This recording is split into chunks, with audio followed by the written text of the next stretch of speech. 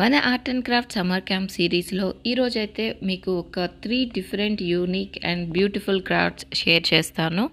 Video తప్పకుండా చివరి వరకు చూడండి, మీ అందరికీ యూస్ఫుల్ అవుతుంది అనుకుంటున్నాను.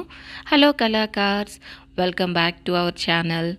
మన సమ్మర్ క్యాంప్ సిరీస్లో డే 8 నేను పేపర్ క్రాఫ్ట్ చెప్పానండి. ముందుగా అయితే ప్రిపరేషన్. ప్రతిరోజు కూడా నేను ఆ రోజు చేయించే క్రాఫ్ట్కి కావాల్సిన ప్రిపరేషన్ అంతా నేను ముందుగానే చేసి రెడీగా తీసుకొని వెళ్ళేదాన్ని. క్లాస్కి వెళ్ళిన తర్వాత నా క్రాఫ్ట్ టేబుల్ అంతా అరేంజ్ చేసి ఆ రోజు వాళ్ళతో ఏమి డ్రా చేస్తానో అది బోర్డు మీద డ్రా చేసేదాన్ని. సో ఇది నా నార్మల్ ప్రిపరేషన్ క్లాస్కి ముందు. సో పిల్లలు రాగానే ఫస్ట్ అయితే డ్రాయింగ్ బుక్లో వాళ్ళు డ్రా చేస్తారనమాట. ఈరోజు అయితే నేను వాళ్ళు బెడ్రూమ్లో ఎలాంటి డెకర్ వాళ్ళకి ఉండాలి, వాల్ ఫ్రేమ్స్ కానీ ప్లాంట్స్ కానీ బుక్ షెల్ఫ్స్ ఇలాగా వాళ్ళు ఓన్గా డ్రా చేయమని చెప్పాను. నేను కొన్ని ఐడియాస్ డ్రా చేశాను.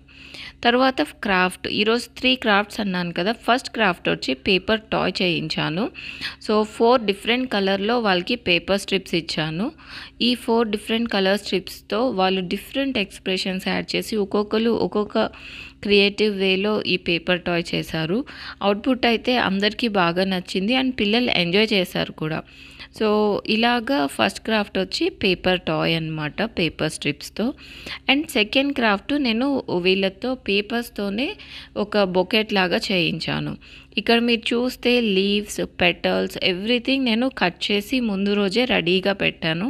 సో అక్కడికి వెళ్ళిన తర్వాత వాళ్ళకి కావాల్సిన మెటీరియల్స్ ఇచ్చి ఎలా స్టిక్ చేయాలో అన్నీ నేర్పించాను.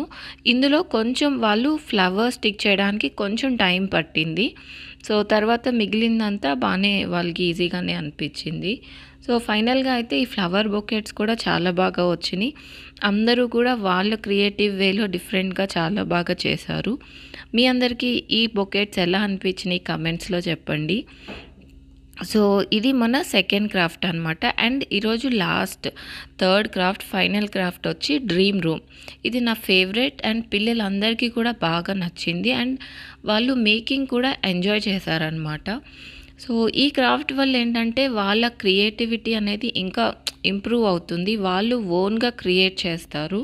సో అందుకని చెప్పి నాకు ఇది చాలా బాగా నచ్చింది. నేను లాస్ట్ ఇయర్ 24 సమ్మర్ క్యాంప్లో కూడా ఇది చేయించాను. సో ఈరోజైతే వాళ్ళకి నేను ఐడియా షేర్ చేశాను. వాళ్ళ రూమ్ వాల్ మీద ఎలా ఉండాలి, కార్పెట్ ఇవన్నీ బోర్డ్ మీద డ్రా చేసి పిల్లలందరూ కూడా వాళ్ళ ఓన్ క్రియేటివిటీతో ఎవరి ఫేవరెట్ థింగ్స్ వాళ్ళు డ్రా చేసి వాళ్ళ రూమ్స్ అన్నీ రెడీ చేశారనమాట. ఈ అవుట్పుట్ చూస్తే మీకే తెలుస్తుంది వాళ్ళ క్రియేటివ్ వేలో ఎంత బాగా ఈ రూమ్స్ అనేవి వచ్చినాయో. సో ఇలాగా ఈరోజు డే 8 వచ్చి మేము 3 డిఫరెంట్ క్రాఫ్ట్ చేసాము పేపర్స్తో. పిల్లలైతే చాలా బాగా ఎంజాయ్ చేశారు. సో మీ అందరికీ నచ్చితే తప్పకుండా లైక్ చేయండి. ఇంకా మంచి మంచి DIY కోసం మన ఛానల్కి సబ్స్క్రైబ్ చేసుకోండి. Thank you all for watching. Like, share and subscribe.